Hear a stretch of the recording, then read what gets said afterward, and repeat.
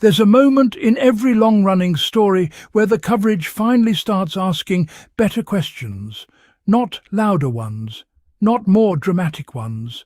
Better ones, the kind that treat the people involved as actual people navigating something genuinely complicated rather than characters in a soap opera built for clicks. We are following a surprising new chapter for Prince Harry and Meghan. CNN has learnt the Sussexes are moving back to Britain 6 years after stepping away from royal life and moving to the US. King Charles was first informed of their plans on Sunday. Harry and Meghan will remain private citizens and non-working members of the royal family as they prepare to move into a private residence outside London later this month. Well, for more on this, I want to bring in our Royal Watcher, Badisha Mamata, and CNN Chief Media Analyst, Brian Stelter. Welcome to you both. So, Badisha, look, let's just get straight to the big question here, which is why is now the moment for Harry and Meghan to come back? And do you sense that there's a bit of unfinished business here for Harry in particular in Britain? I think you're absolutely right. And I'm so glad that you used the phrase a surprising new chapter rather than a surprising new episode, because really this had come to look like a bit of a soap opera. And the feeling that I have is that finally normal service is being resumed. I think this is driven by Harry himself. I think it's personal. I think it's a mature, normal, responsible human thing to do and want and think. It involves the royal family coming back together, involving his father, the king, and his brother, Prince William, the Prince of Wales. This is something that feels right. And even the timing and the way they express it of wanting to put their kids into British schools come September, come the new term, new start, it all seems refreshingly normal to me and not hysterical and not something for some kind of Netflix drama. Yes, a promising new chapter. I mean, another big question being talked about here at the moment is that of security, because you'll know, Badisha, that Harry has repeatedly cited security concerns as a reason for staying away. So what may have changed here, do you think? Right. Well, given that this is a surprise announcement and that we didn't get an inkling of it before, clearly during the preceding months, they have been working out some kind of private or maybe not private, maybe governmental security arrangement. The fact that they feel secure enough to make this public statement right now makes me think that this has all been sorted, but nobody is going to get any of the details of that just yet. We know that the Prince and Meghan herself are very, very cautious about security. So I'm 100% sure that as parents, simply as parents, they wouldn't do anything to put their kids at risk. So I am so sure that a deal has been struck and that they are all happy with it, even if it's very expensive, even if it involves lots of different stakeholders. They have got this one to a level that they're now happy with, enough to make a gigantic move, a very, very big move in their family. Yeah, you're right. We're unlikely to know any of the details. And we actually heard the UK Prime Minister Andy Burnham this morning coming out and saying it was a private matter.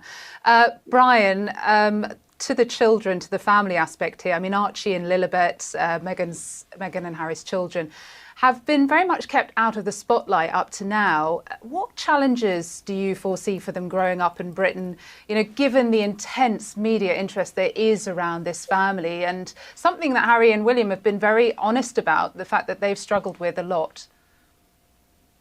Yeah, I really sympathize for what they're about to probably go through. I talked to Harry about this a number of years ago, about what that media scrutiny is like, especially when you have young children. It's something that many celebrities, of course, face, and many celebrities have different ways of dealing with. It may be harder to keep the children out of the proverbial picture in the UK in some ways for some reasons, but they've clearly had time, a lot of time, to think through this and make this choice. Yeah, and I do want to talk about that a little bit more in just a moment. But Badisha, first, we've actually been getting in some reaction from the streets of London today to this news. I just want to have a quick play of that. Let's listen. Surprised, but on the other hand, I can kind of see for him, probably feels a bit cast aside. So he's come back, and I guess the guy lost his mother, so cut him a break sort of thing. I think they get a bad rap. Like, I think they're a beautiful couple, and they've done a lot of good work around the world. And I think, especially Meghan Markle, like, I don't know why everybody in the UK is always so like up in arms about her. Like, I think she's wonderful. So I hope they have a good time when they come back, and the press leaves them alone. Quite frankly, and they can just enjoy their life and raise their kids. Patricia, that's just a sort of sliver of the range of opinions here. This is a very complex situation, and it does involve our narrative around power and ambition, and it involves all of our ideas around what's the royal family for? Is it to give the public something to be entertained by? Is it about upholding tradition? Is it a kind of British soft power export where something entertaining always has to be happening? Or is this very private and personal? Is it to do with a romance, or to do with these two being parents? All of those things are true simultaneously, and that's why we find it so compelling. But it's also why they're in such a tricky position. I do agree that this Hollywood dream, it's such a fantasy for so many people. It's actually quite a universal fantasy in many ways. I'm going to go away, and in this other place where the sun always shines, everything is going to be peaceful, and all my problems will go away. I also don't want to make prognostications or overly analyze their own particular relationship, but Harry and Meghan are two very different people. It's Meghan who came to Britain. She really didn't rub along with the royal family and with its protocols. And he too, I think, he went to America, and for the first couple of years, perhaps he thought, well, this is so lovely. It's easy. I can be a celebrity without being a royal. But of course, they're going to be pulled back to their own individual ambitions, their own backgrounds, their own desires. This is only the beginning of a new story. But I do think that this is fundamentally a very personal decision, and it's to do with family, their own family, but also the generation above. They want to spend time with the king. For clicks, conversation turns to security, because it has to. This has been the single most consequential, most persistently unresolved issue surrounding Harry since he stepped back from royal duties in 2020, and it remains just as central here. This part specifically, because coverage of this story so often centres Harry and Meghan as adults navigating institutional politics, while somewhat forgetting that Archie and Lilibet are real children whose safety and well-being are directly tied to whatever gets decided here. Any serious conversation about a UK return has to account for what's genuinely best and safest for them, not just what's happening on the security front. Whether through Harry's ongoing legal proceedings reaching some resolution, or through quieter, less publicised negotiation. We want to be careful here and not overstate what's actually confirmed, because plenty of this remains genuinely uncertain. But the fact that serious international coverage is treating this as a real, evolving situation rather than dismissing it outright suggests something may genuinely be shifting after years of this particular door staying firmly shut. The street-level interviews from London are worth spending real time on too, because they capture something that pure commentary usually misses entirely. How ordinary people actually feel in their own words without a script or an agenda. And what comes through is a genuinely more sympathetic, more nuanced picture than the loudest corners of social media would ever suggest. Plenty of people express real warmth toward the idea of Harry and Meghan returning, framing it as an overdue, entirely human step toward healing.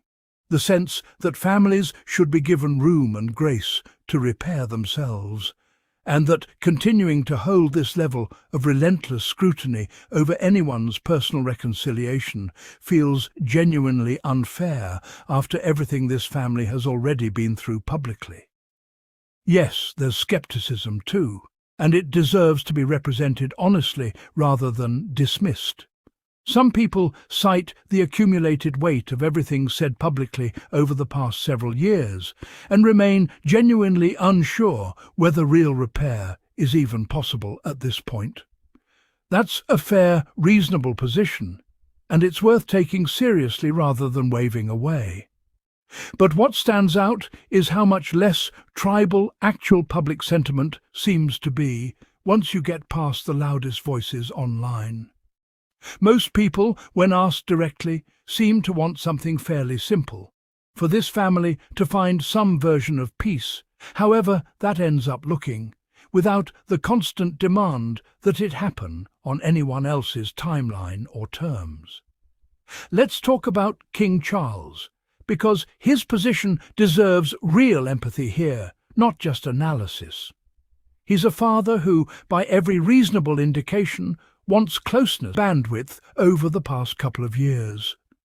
Those pressures pull against each other constantly, and it's genuinely difficult to imagine navigating that balancing act with any grace at all, let alone doing it under the level of public scrutiny Charles operates within every single day. If real movement is happening toward reconciliation, it likely reflects Charles finding some workable path between those competing pressures, rather than a simple, clean choice between family and duty. That would help explain why progress here, if it's happening, has unfolded quietly and gradually, rather than through some big, dramatic public gesture. Because that kind of internal balancing act rarely happens all at once. It's far more likely to look like small, careful steps that only add up to something significant over real time. William's position is, understandably, the more emotionally complicated piece of this story, and it deserves to be treated with real care rather than reduced to headlines automatically mean anything's resolved between William and Harry. Those are separate relationships, moving at their own separate pace, and it would be unfair to both of them to assume progress on one guarantees anything about the other.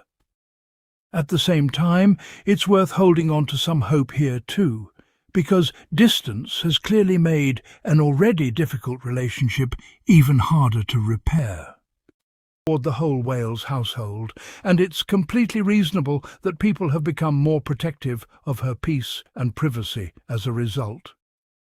That protectiveness shouldn't be treated as opposition to the Sussexes. It's simply genuine care for someone who's been through something difficult, and it's a factor worth acknowledging with compassion rather than treating as another front in some imagined family conflict. So where does that leave this story? Somewhere between real, meaningful signal and the familiar, exhausting pattern this saga has followed at this particular moment is the specificity and the tone. Real attention to security, direct public engagement instead of pure commentary, and a noticeably more measured, more human framing than a lot of this story has received in recent years. That doesn't guarantee resolution is close. But it does suggest, hopefully, that the broader conversation around this family might finally be maturing into something a little kinder than where it's been. We'd genuinely love to hear your thoughts on this one. Do you think this reported return represents real, lasting progress for the Sussexes? Do you think there's still a realistic path toward Harry and William repairing things, even after everything that's been said publicly? And do you think public sentiment toward Meghan has genuinely shifted in a meaningful way, or does it just depend entirely on where you look? Share your honest thoughts in the comments. This community has always brought a level of thoughtfulness to this conversation that a lot of the internet doesn't, and we genuinely value that here.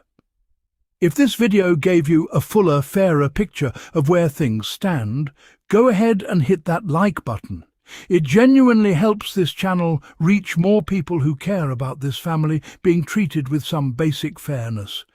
And if you haven't already, subscribe to Sussex Strong and turn on notifications, because we'll keep covering this story with the same care and context every time something new develops.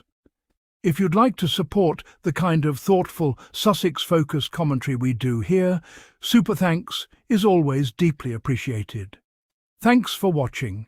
We'll see you in the next one.